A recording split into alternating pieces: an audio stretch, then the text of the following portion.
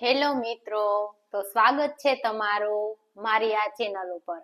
આજ આપણે સરસ મજાનો શિયાળામાં કમરને પણ ગુણકારી, સ્વાસ્થ્ય માટે પણ ખૂબ સારો અને હેલ્ધી, ડિલિવરીમાં બાયુ માટે પણ ખૂબ જ તાકાતવાન એવો આ કાચો ગુંદ આથેલો છે.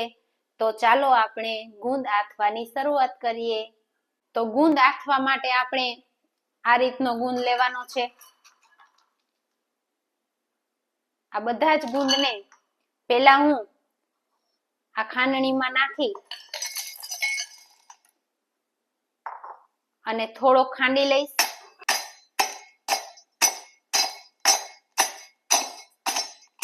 તો આ ગુંદને મેં ખાંડણીમાં થોડો આ રીતે ખાંડી લીધો છે, એટલે મિક્સરમાં ક્રશ કરવામાં વાંધો ન આવે. તો હવે આપણે એને મિક્સર જારમાં ક્રશ કરી લેશું.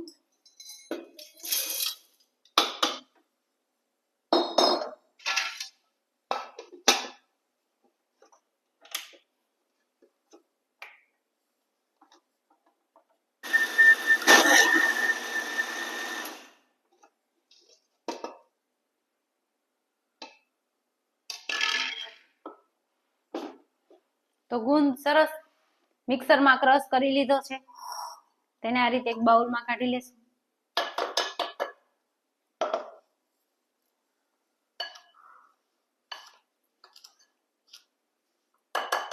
હવે આપણે આમાં એક કઢાઈમાં ઘી લઈ લેશું. આ રીતે ઘી સહેજ જ અમથું ગરમ કરવાનું છે, ખાલી ઓગળી જાય એટલું. ધીમા તાપે ખાલી કણી ભાંગી જાય એટલું ઓગળી જાય એટલે ગેસ બંધ કરી દેવાનો છે.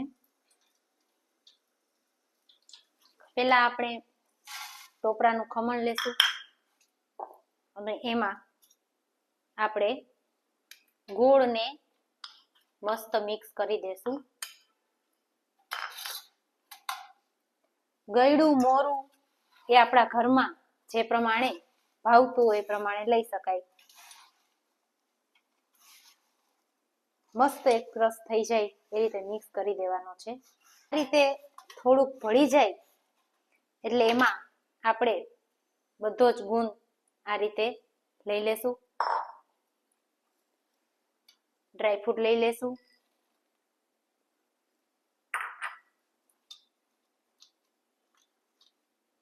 અને જે પ્રમાણે ઘી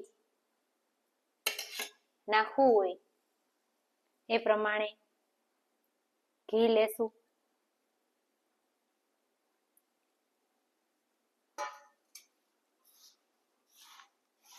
જો જોઈએ તો વધારે નાખશું.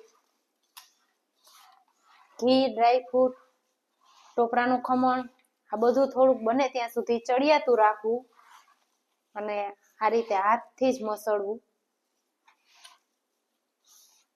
બધી વસ્તુ ઘી ને આ બધું થોડુંક ચડિયાતું હોય ને તો ગુંદ છે ને દાંતે ના ચોટે અને ખાવાની પણ સરસ મજા આવે.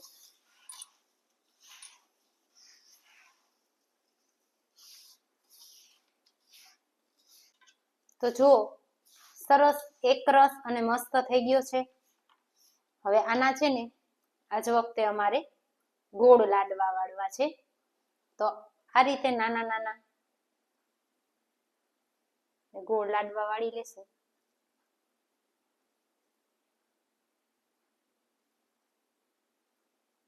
તો આ રીતે મેં બધા જ લાડવા બનાવી લીધા છે. હવે એને આપણે સર્વિંગ પ્લેટમાં લઈ લેશું.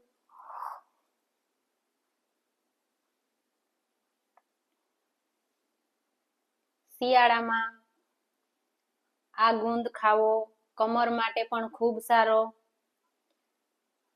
ડિલિવરી વાળા લેડીઝ માટે પણ ખૂબ સારો, ખૂબ જ ગુણકારી એવી વસ્તુ છે. જોઈ શકો છો આપ, જોતા જ ખાવાનું મન થઈ જાય એવો આ ગુંદ આથેલો કાચો ગુંદ તૈયાર છે. તો તમને મારી આ રેસીપી કેવી લાગી તે જરૂરથી કહેજો. જો હજી સુધી મારી ચેનલ ઉપર નવા હોય તો મારી ચેનલને લાઈક, શેર અને સબસ્ક્રાઇબ કરજો.